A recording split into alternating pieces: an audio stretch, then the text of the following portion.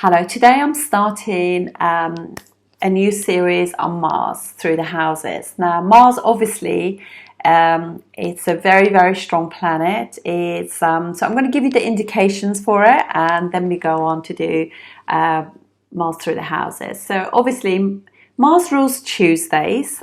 Direction is south. It's friendly with Sun, Jupiter, and Moon.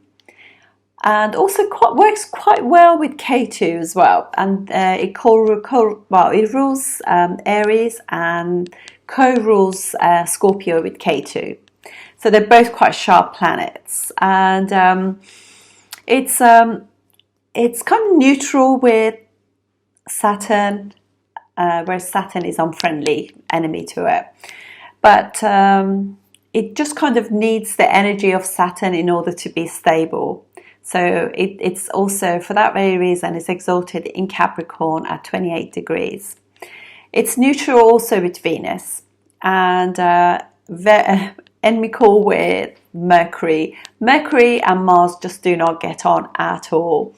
So this is how it goes. And also with Rahu as well, it just kind of, this is a planet of impulsiveness. With Rahu, it can be a little bit too impulsive. So that's how it goes. It's actually debilitated in Cancer, even though it's a friendly sign. It's very odd because Moon and Mars are kind of friendly towards each other. In some texts it says that they're neutral towards each other, but they actually, both of them are debilitated in each other's house. So Moon is debilitated in Scorpio and Mars debilitated in Cancer. It rules red color, red coral, and it's basically rules anything to do with energy. So let's look at some of the indications of Mars. Mars rules siblings, and it's a karaka for siblings. Not elder siblings, but younger siblings. And it's obviously a masculine planet, and also rules land and property too. In terms of the body, it rules things like blood, muscles, bone marrow, and fevers.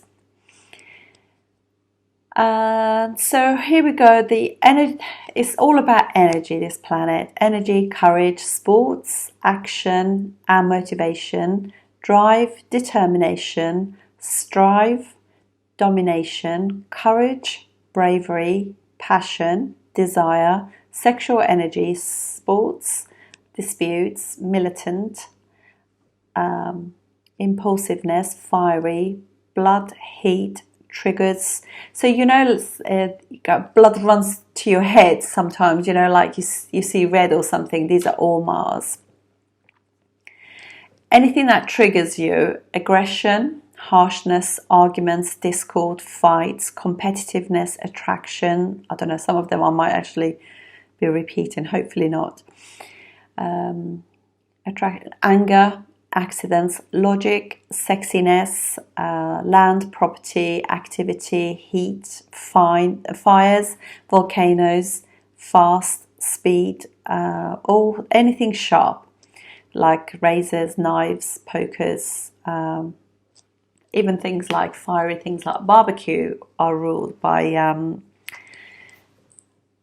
this planet. Metals too, and ambitions, physical strength, temper, sex, force. It's attraction for men and women. So whether if you are like female or male, gay or straight, it's still attraction. Explosions, fireworks, force, crisis, emergencies. It's the fixer, it's the go-getter, the warrior within us, and it's also the protector. And so a lot of things are ruled by Mars. Obviously Mars rules, because it rules obviously Aries and Scorpio are places that its own sign, so it's comfortable there. It's debilitated, obviously, as we said, in Cancer. It's friendly with Moon, but debilitated in his Sun, which is very strange, but it's very, very good. Works really well in Leo. It works really well also in signs to do with Jupiter. Jupiter rules Sagittarius and Pisces. Excellent houses, signs for it, because it's friendly with it. Having said that, if Jupiter is actually aspecting or in conjunction with Mars, it will be better than being in its signs, just because it kind of really grounds Mars, makes the energy much more put into better use, if you like. And there are certain jobs that you could actually never do without Mars. Mars is just that energy that gets things, motivation to get going. So when somebody has got like debilitated Mars, they could be passive aggressive, so they hold on to the emotions, because fourth house is emotions, and when it comes out as an explosion. So this is how it works. And Mars works differently in different signs as well. So Mars in, as Gemini says, when you have Mars in Aries, you just go for it. You're the warrior. You just go in, and if somebody is annoying to you, just punch them, literally. But Mars that is with in Scorpio will be backstabbing you. So this is how the energy is different. They're less likely to tell you that you're annoying them. They're more likely to do it in a secret way. So according to Sage Gemini, it's just so interesting. And Mars, obviously, with Saturn is grounded, and they both kind of together help the infrastructure of the world, if you like, because they without the Sun, without Saturn and Mars putting the energy together, you just can't have roads, you can't have buildings, bridges, all that kind of thing. This is an earthy planet, like in Capricorn particularly. These sort of people can be excellent architects, excellent builders, infrastructure, that kind of thing. It just puts form into everything. And it also obviously rules all the emergency services too, like all the military, police, fire brigades, ambulance, emergency services, all that kind of thing, and also security, secret service as well. Make great engineers, to do with civil engineers if it's with Saturn, computer engineers if it's with Mercury and Mercury signs, or even actually Rahu does that too. They make great lawyers, particularly if 6 houses. You will not be able to fight these people. They are just so strong. It rules criminals, robbers and gangsters if it's in poor condition as well. So this is where you can see where Rahu and has got something to do with it. Things can just go slightly wrong, in 8th house, things like that, 12th house stuff. So this is, and also we said that it rules any form of surgery and any kind of business that rules any sharp tools as well. So metal work, it also rules metals generally anyway, and mining, things like that, together with Saturn. So it's very important planet in terms of things happening. And there's an impulsiveness about any house that Mars sits in with us, and any house that it aspects as well. And it has got special aspects, so it aspects 4th house from it, 7th house from it, and 8th house from it. So there we go. This is how Mars works. So now I'm going to do everything to do with the signs, the houses that it's in. Just wanted to also say to you that it's obviously anything competitive. It rules all sports, particularly competitive sports. So this is where it's if you have it and you're quite sporty, depending on your Venus, you recover from it, because Venus is rejuvenation from sport or anything else. Mars has got directional strength in the 10th house, the same as the Sun. So this is an Upachaya house. Mars actually does pretty well in all Upachaya houses, particularly 3rd, 6th and 10th. 10th is where it gets directional strength, so it's logical, works really well. It's focused on getting the job done, putting the right energy in. In the 6th and the sixth house, which is another house that does really well. So this will be my second position that I like to see Mars. So this will be where Mars is able to deal with any form of enemies, discord, obstacles. It can fix things. It can. It's just logical, in order to get you up in the morning, get you sorted, get you to work, service, and do things for other people. Amazing. And mostly, if this is like you got really strong Mars in the sixth house, you could become fantastic surgeon, fantastic doctor, fantastic emergency service, police chief, lawyer, things like that. Will be amazing. And also, obviously, third house too. Although third house, all of those, 10th house is Upachaya, sixth house is Upachaya. Third house can give you some problems to begin with, because also Mars is the Karaka or significator of the third house. So whenever the Karaka is in the house, it's going to give you some problems. But with time, you just know exactly what to do. But it can give that impulsive kind of speech. It can give you you could sort of get yourself into a little bit of deep waters with your siblings, friends, and at work with your colleagues and things. But it does get better with time.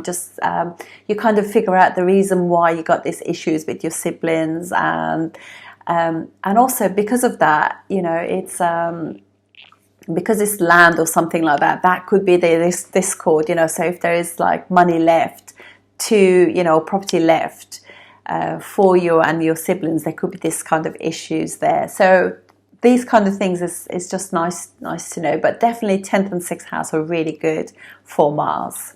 Thank you. So Mars in the 9th house. As you know, Mars has 3 aspects. So aspects 4 houses from self, obviously 7th houses, and also 8th house. So the 4th from it is more like protection. The actual 7th aspect from it is not as strong, but nonetheless, though, it's kind of the opposition, and the 8th house from it, which is kind of destroys that slightly. And I just wanted to say the 8th houses from 9th house will be 4th house. So there's going to be some problems with the land. And as this is the planet that is like Karaka for land, it's dependent on the condition of your Mars, obviously, because Mars for some ascendants is really good, and for some ascendants is a little bit tricky. And also the condition of your Mars. So a debilitated Mars will be Mars in Cancer. So say, for example, if that was for certain ascendants, that would be quite difficult. And also your dashas do matter as well. So because obviously this is 4th house, the 8th aspect. So you just want to be careful not to buy property during dashas where your vinashika, which is the nakshatra, which actually destroys your gains. So be very careful with that. So this will be the 22nd nakshatra in the 28th nakshatra system. So when that one is activated in the dasha, so you need to kind of look into that, really. So I use the 28th nakshatra system because I was taught by my teacher Achala. So yeah, and I can tell you that definitely happened to me. So you want to be careful, and that's exactly what I lost. I lost property during that time. I was in Mars dasha, and that kind of happened. So you want to just be careful with that, cautious. So let's have a look at this, because obviously, Mars in the 9th house. 9th house is a trinal house, so it's quite a strong position. But I want to just go back to 8th house first. So this is a little message for people who've got 8th house Mars, or 8th house any planet for that matter, actually. So when I was trying to do this, I just wanted to just say that, when a planet is in the 9th house, it's traveled through the 8th house. So naturally, there are some things that it has learned. So 8th house is house of turmoils, and you realize that things hold us back in the 8th house. It's kind of non-progressive, and then towards the end of it, as you enter the ninth house, you progress in as such. So things that hold us back, pain, suffering, wounds of psyche, flaws and damages become of ourselves, become kind of evident in the eighth house. These things hold us back in life, and we become sort of face to face with them in a sense. And then with awareness, we start working with them, because also eighth house, it's a moksha house, where you are going to give yourself time to actually reflect on things, you know. And even though Mars is quite an aggressive and quite an arrogant planet in a sense, nonetheless though, it does put the energy into it. This is so wonderful, really. And this is what I want you to embrace about astrology. Astrology, nothing in astrology is bad, really. You just got to learn that some people have been evolving with time, and they have been born many a times, and they are more aware. So we don't want to be comparing ourselves with that. This is what eighth house does. You make peace with yourself, with your journey, because you kind of start doing self-help things. You start learning about psychology, how your mind works, and also how you hold yourself back. You allow your emotions. We have all these thoughts come into our head. I don't know, I've heard something like 40 million thoughts in a day. And we can either choose to go with them, because realize thoughts, you know, we don't want to react to them because they come and go, you know, they're just constant. And if we get trapped into it, we then get trapped into this cycle constantly, like thought, emotion, reaction, thought, emotion, reaction, thought, you know, and we get caught up in that. So we need to break that and just think that's just a thought. It doesn't rule me. And start being more kind of aware, more empowered, and actually think that I don't need to, my thoughts are not me, my emotions are not me, my feelings are not necessarily me. I can work on all of that, and I can be in control. That's the thing. That's another thing with the eighth house. Control for the good or control for the bad. So as we're working through eighth house things, which brings you so much awareness, and we are actually now we're ending the eighth house and going into the ninth house. So we're kind of working through those stuff.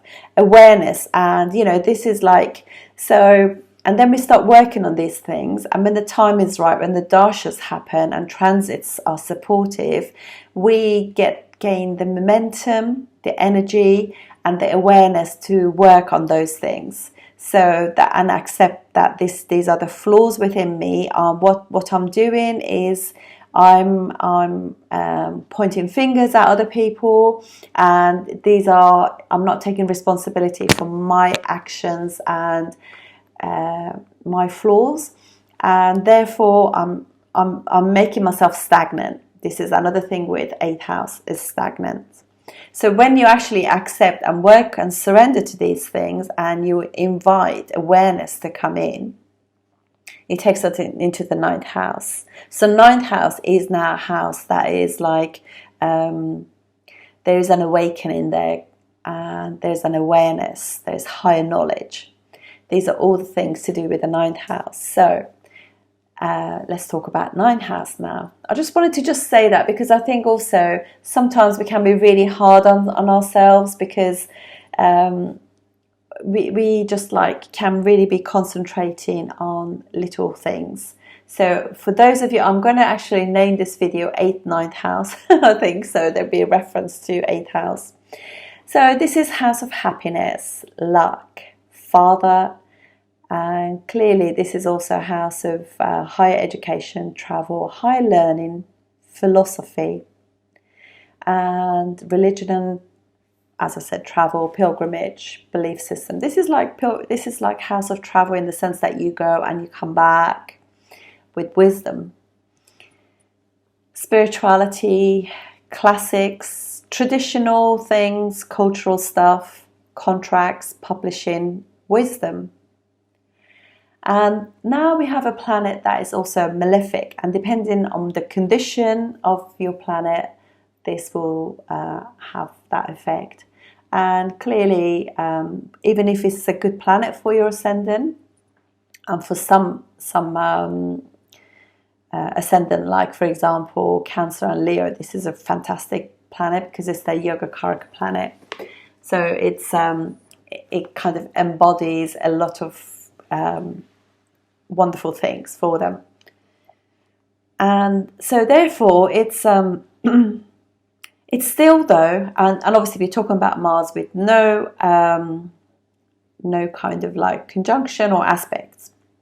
However, I just wanted to just say, clearly we want to look at the ascendants, but we also want to just, I always look at, with Mars, if the person has got a good Jupiter. If you've got a good Jupiter, or Jupiter is aspecting on the Mars, even if the Mars is weak, it's still going to give you more fruits. It will just challenge you, which is fine because Mars can take the challenge, and why not? We want to embrace that because it makes us brave. Because this is also the planet of bravery, vigor, will, and also the other planet that really helps. Also, I think is it's Saturn. If Saturn is good in your chart, you're more grounded. You're kind of hardworking, and you accept there are certain things that I need to go through, and it's part of life's journey. Excuse me. So, obviously, whatever happens, Mars is a malefic. So wherever it is, it's going to kind of cause some issues there. So in the 9th house, this will be like, this is house of father and your kind of culture. So, and belief system. So it is still going to give you a little bit of resistance because this is an independent planet and it doesn't want to be told. It's a little bit arrogant, really, and what it is with Mars is logic. So it wants to kind of put some level of logic into whatever it hears. So you might tell it, 2 + 2 is 4, but it's kind of still kind of got to just think like 1, 2 + 1, 2. It just got to get it in his head. So when you're talking about things to do with belief system and religion, and you are saying to Mars, for example, that this is how it is and everything, there's still an element of show me proof.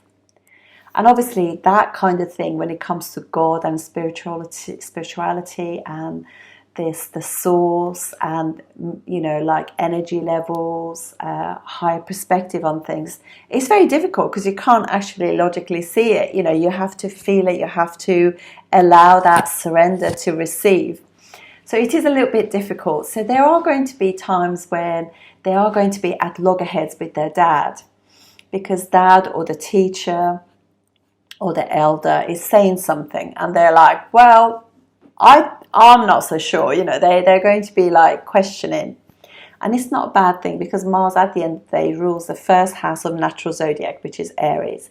And Aries is like, it's kind of like, it's a youngish planet, it's youth and, it's kind of wants to learn things. And so it's yeah. Anyway, it does get better with time, with anything. So, but this is like really wants that expansive thing, but wants to kind of visualize it and be kind of receive information by really digesting it as well. So it's going to be questioning things. So yes, there's going to be like it can also show that your father could have been like in military or a general or something in the army or the police or something. That could be another flavor of it. So this obviously will mean that either yourself or the father is fiery or angry. They can just quickly become like triggered as such, hot-headed person because it rules blood and it can just be quite instantaneously ignited. Obviously, it can give the person a very quick kind of way of learning and so educational wise, it can actually learn things quite quickly and logically, put it into kind of just kind of learning stuff. And So it could kind of like the father also can be quite preaching, because this ninth house is originally house of Sagittarius, and Sagittarius is a little bit preaching, and so once they get something in there, because it's also aspect in the third house of speech. So once they learn something, they can be very forceful about like, this is how it is, and this is, so it could be either themselves or the father can have, or even their teachers. They attract those kind of teachers who are very, have these very strong views kind of thing. But there's always going to be some level of, will kind of thing going on there. They are obviously, as an independent planet, it is going to be like these people want to be traveling and learning through travel. So that traveling will, because ninth house is traveling, aspect in the 12th house, which is travel again, and aspect in the third house, which is travel again. So learning, travel, education, and imagination is all the theme of these people. And because it puts a lot of energy into the ninth house, into the third house, into the 12th house, these people can literally be avid readers, avid writers, imaginative, and quite, they learn and they can spread the word.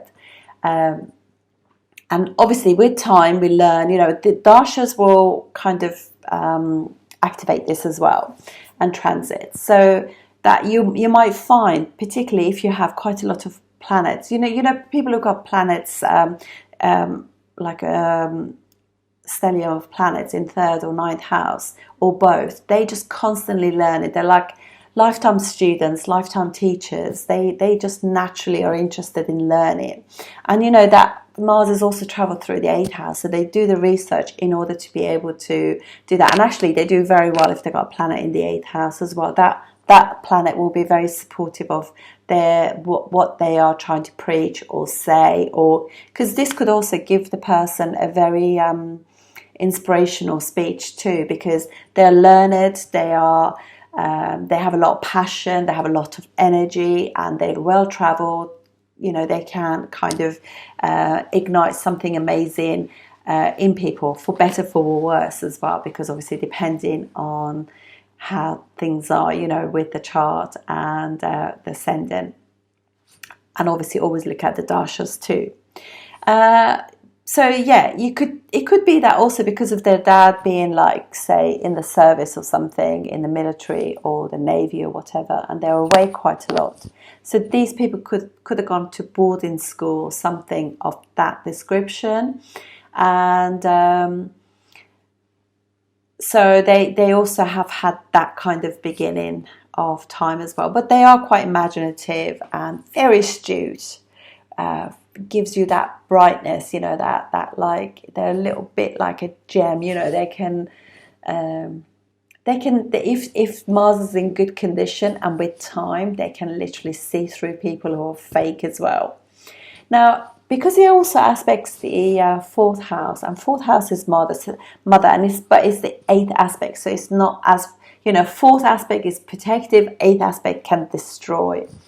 So they can have issues with their mum, or their early years can be a little bit marred by a family situation, if you like.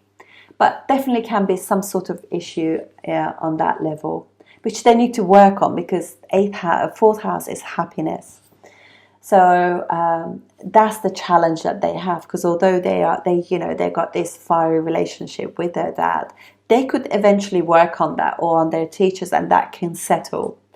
But there will still be like this will and this power struggle with the father, with the guru, that kind of thing. So yeah, that's but they need to kind of look after that, because one of the things that 4th house is happiness, stability, and it's also land, property, cars, things like that. So the other thing that they need to do also, just be very careful that they look after their car, they make sure they got regular service and check their tires, be aware of their speed and things like that. They could just be a little bit too attract that kind of energy where they kind of speed and they always get tickets if they're not careful. or they could get themselves into sort of hot water and have accidents. So that definitely is the case with this this setting. So now let's have a look at the ascendants. For Aries ascendant, obviously Mars rules first and the 8th house, and it's in the 9th house. And 8th house is an impressionable house, so it's not going to damage any yogas. So the first house ruler in the 9th house, in a friendly sign too. And, you know, this is the power of Jupiter really kind of grounds that the person. So this is an excellent setting in a case, in the sense that it gives you a Raja Yoga of success, you know, themselves. They go through some unstable issues and things with their father as well, because it rules the 8th house. So they could either be that their parent, mom and dad, are not together anymore, or it could be that their father is like, just was generally either unknown to them or unavailable or something, you know. But generally speaking, yeah, this is a good setting, but there could be some issues with the father, with, you know, and there could be that at some points with their higher education they've had doubts and they wanted to pull away from it or something, or there could be some sort of break and then they restart again, because obviously it's in good condition so they can continue. But there could be periods where they doubt their knowledge, their sort of understanding, and they could just like feel a little bit unsafe. Am I capable of doing this like degree or PhD or something like of that thing? But nonetheless, that this is a good setting and really strong Raja Yoga. For Taurus ascendant, this will be like Mars is 7th and 12th house ruler in the 9th house, which will be Mars will be exalted. So 7th house ruler in the 9th house. So again, a really strong Raja Yoga. So what this tells you is that, because also this is Capricorn, where Mars is very strong, very grounded. So for Taurus ascendants, it's absolutely imperative that they make sure that they are with somebody who shares their values, belief systems, or spiritual the same way as they are, or religious the same way, or educated, cultured, well-traveled, something like that. They have to be with somebody who also matches their kind of their values, if you like. So that will mean that they have a very successful relationship. And it will also mean that, because also their 12th house is where Mars also its own sign, so it's also protecting the 12th house of Aries. So they could just be quite independent in the sense that they could from time to time do well with going away on their own and just recharge their batteries, or taking themselves away from the world to recharge. That will also be good. So this will be a really good Raja Yoga, and the fact that Mars rules 12th house is not actually going to destroy that Raja Yoga, so it's good. So the success of being with people will come from a sort of balance, because also 7th house natural zodiac is Libra, so it's just known Libra, and will come into effect there as well. So what it says, so in relationships, in work situations, always trying to see other people's viewpoints, and that will just give you the harmony and the success, because obviously Capricorn is all about success, and this is an exalted Mars. For Gemini ascendant, so for Gemini, this will be the 6th and the 11th house ruler in the 9th house, which will be like, it will be in Aquarius. So this will be, obviously, Mars feels quite grounded in what would be like Saturn's sign. However, this is not where it's actually, you know, it's still kind of like, it's kind of neutral towards Saturn. Saturn sees Mars as an enemy, but Mars is neutral. It needs that energy to be grounded, the energy. So it will be quite a grounded person, and obviously straight away you can see that through education, travel, and broadening their horizons and knowledge, etc., they can actually have quite a lot of gains. A really nice group of friends, they can attract that. Within those groups, though, there will be some obstacles. There will be some enemies amongst them as well, because it rules in that sixth house of the zodiac as well. For the Gemini, and it's not friendly with Mercury, who's the ruler of Gemini. So these people could, this just gets better with time, because they learn how to deal with those, because they can be a little bit too, what do you call it? They could be a little bit too much vigor applied, and too much energy and push, and they could create like this friction amongst their friends. But they learn to do that, though. They learn to deal with these things and just be really mindful of other people, respecting of their belief systems, and not be so pushy about pushing what they feel is their agenda, that kind of thing. So the more they become more Aquarius and just like accepting and be community based and respectful to others, the better this situation. But nonetheless, though, it is a done yoga. But it can, because by the sheer fact that Mars rules the sixth house, there can be some difficulties, obstacles, enemies, that kind of thing. It could also, be that they fall out with their, there is like their father's health could be compromised, or something of that thing. And for Cancer ascendant, so this is like, will be Mars in Pisces for them. And Mars is Yogacaraka planet, so it's a really amazing house, a trinal house, Yogacaraka planet as well. So this is the ruler of the 10th house in the 9th house. So fantastic, as strong as you can get. It's a friendly sign as well. And it's also in Jupiter's sign. So like Jupiter really grounds and really makes Mars very dignified, Mars is dignified anyway, but obviously it depends on the condition of it. But yeah, so it's quite a dignified situation. And also it's the natural 12th house of the zodiac. So this is a highly traveled house. It's they travel with work, they travel for education, they travel because they like to learn about other cultures and learn, and the children will be lots of investments in like traveling with the children, getting them to see different things, and this will be really amazing. So this is a very, very nice settings as well. So, and for Leo ascendant, again, Yogacaraka planet, 4th and 9th house ruler.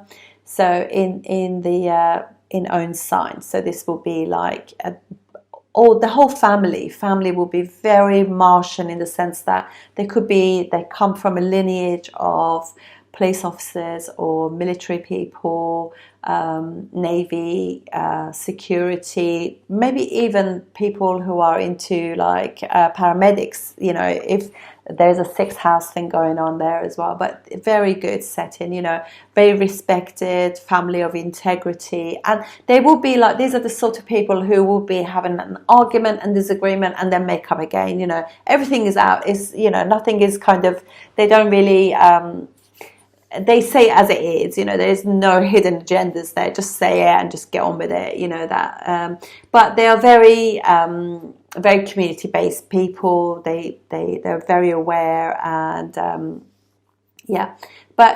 very dignified, because it's, and also if you have got a good Jupiter in there as well, it'd be very good. Very willful as well, they're high achievers, they're kind of warrior people, and for Virgo ascendant, so Virgo ascendant 9th house will be Mars in Taurus. So Mars for them doesn't rule good houses, rules 3rd and 8th house in the 9th house. So it will be, obviously that could give you some sort of break or issue with the father, unavailability of the father. Father can be quite self into the self things rather than the family stuff, and there could be a break in the in education. They've got to be careful when they're traveling as well, because that kind of 8th house goes into the 9th house. But there's what this does also is they could be quite good at occults. They could be they could research things really well. You know, they probably not great believers in things, but anything that anybody says, they have to research it. They have to get the information, the data, analyze it, and then apply some level of knowledge into it, because it's not in poor condition. You see Mars in Taurus, and then they will accept it. For Libra ascendant, so this ninth house will be Gemini. This will be Mars in Gemini. So Mars for them rules second and seventh house in the ninth house. So clearly, again, money comes through good communications when they get married, and you know, it's not so much as dating, but that kind of like, as soon as they get married, money kicks in, and they want to be with somebody who is kind of well educated and quite knowledgeable. They will have, because this is Mars now in the natural third house of the zodiac, there will be quite a few quarrels and disagreements and things, because Mars is not in good condition in Gemini, and not friendly with Mercury. So it could be that the speech can be very impulsive, and they can actually, the couple can have arguments or family arguments, because second house is family. So yeah, that kind of thing. But generally speaking, this is a really good Raj and also Dhan yoga too. Then we have for Scorpio ascendant, Mars will be first and sixth house ruler in the ninth house, which will be in Cancer. So Mars will be debilitated here. So Mars being the first and sixth house ruler, there could be some issues with father. Education could suffer for sure, and they probably, you know, they have to kind of, even though it's like a Raj Yoga in the sense that first house rule is in the ninth house, because it rules also the sixth house, there is, it does spoil the kind of, the yoga, the Raj Yoga there, or the Dhan yoga. So this person, obviously, what it is, it's looking at self to see what am I doing that is creating this issue. Definitely would say that be careful buying land, because Mars is debilitated. What I would say for Scorpio ascendants is that obviously there's going to be some issues with the parental land, some sort of parental thing that could. So I would say, because Mars is debilitated in the ninth house, of, you know, which is also will be Cancer, which is the house of normal house of the family, and it's the ninth house as well. And Mars rules the first and the sixth house. So it could also be that through buying land or property, you could get yourself into debt. So just be aware of that. You know, this situation will get better as you get older, but it definitely means that there could be some sort of issues with younger siblings too.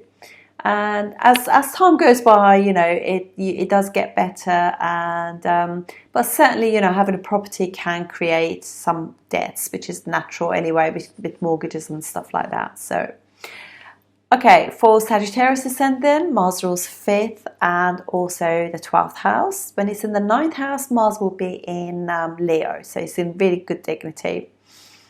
And this obviously shows that the father has got is respected, is quite like high status father, and so the education is as well is very much the theme of the family. And yeah, so this brings two trinal houses together: fifth house of Purva Punya, which is like good luck from previous lives, and house of like ninth house, another trinal house, which is again to do with happiness and good karma, things like that. So it shows a huge amount about the father in that sense. And so you know, educated family, children are educated, and they brought up in a sense to with the family traditions, if you like. Yes, the whole family is very it's a really good placement, and 12th house does not actually take anything away from this this placement at all. So because it's an impressionable house, 12th house, but it just means that obviously, you know, there's quite a lot of traveling with these people, and they're very cultured, you know, cultured. These could be the families that are very much like respected, and they got high lineage that people look up to in that sense. And for Capricorn ascendant, the 9th house will be Virgo, and Mars in Virgo will be 4th and 11th house ruler in the 9th house Virgo. So also this is a good house, and what it does brings 11th house ruler in the 9th house. So it's very much to do with gains, good done yoga, and actually Mars does better in Virgo than it does in Gemini, so it's pretty good. And also for 4th house ruler in the 9th house, that's again Raj Yoga too. So it's all in all, it's pretty good. You know, it does work really well there, and it actually the whole fact that Mars is in this earthy sign, it grounds Mars. Mars will be is a planet of logic, and now it's actually using the practicality of this sign to do things. So very good setting, you know. Good kind of like they could kind of be part of the father could be part of a secret society, or the mother, or something like that as well. So that kind of stuff can be going on. And but generally speaking, you know, because also 4th house ruler is in the 9th house as well, it just shows that the family are quite healing, quite well informed about nutrition, healing, and all those things to do with Virgo as well, and the 9th house. So these could be family of lawyers, because, you know, just they're very legally aware in that sense. For Aquarius ascendant, Mars rules 3rd house and the 10th house. When it's in the 9th house, Mars will be in Libra. So I'm from Libra, will be aspecting the 3rd house of Aries. So this is quite a nice placement too. Mars is does pretty well in Venus's signs. It makes them more passionate. This will be a Mars also that's quite into fairness and balance, self-sacrificing.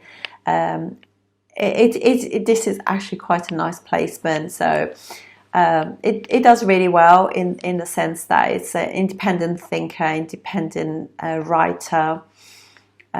Travel and experiences that they have with that can actually create really good publisher, which will have like quite good appeal around the world, because just Libra is a nice sign. And yeah, so respected as well. And for Pisces ascendant, Mars rules 2nd and 9th house, so Mars will be in own sign, will be in Scorpio. So this is again a really nice setting. You know, the whole family will be kind of, it creates straight away creates like a done yoga. So it's 2nd house ruler in the 9th house, really strong done yoga. Yeah, so this will be quite a deep family in the sense that they're very a little bit secretive. There are things about their money and family that are secret. You know, they don't reveal things. They're quite private family. And they have secret money too. Secret money stashed somewhere, you know, that people don't know about, maybe offshore things. There is definitely things about dad could be like that. And they're very much into occults. The whole family are quite spiritual, quite into, you know, the whole psychological, maybe father is a psychotherapist or something, healing, that kind of stuff kicks in. That's it from me. I'll see you next time. Thank you.